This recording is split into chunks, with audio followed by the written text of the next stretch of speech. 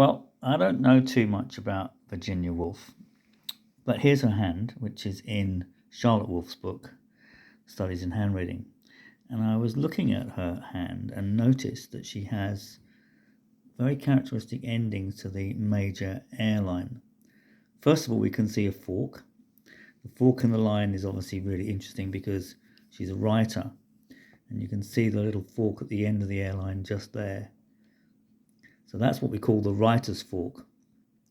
But in looking at that, what I also noticed that she has two very strongly formed cramp lines, one on either side of the major airline, one below here and one above here.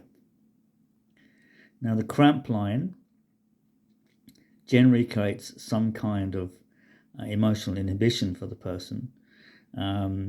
Usually that the lower one indicating that the mother was not very warm, was a bit cold or distant or didn't give much affection, and the father was somehow disciplinarian or had high expectations.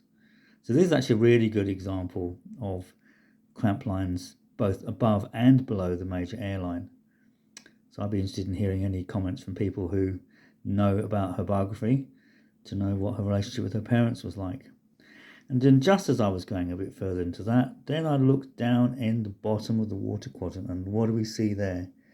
We see, if I can just get that back into focus, we can see just here, it's gone out of focus again, but just there you go, right there, there is a loop of mystery. So we know her as a writer. We can see the incredibly logical, clear thinking mind that she has with that really straight major airline.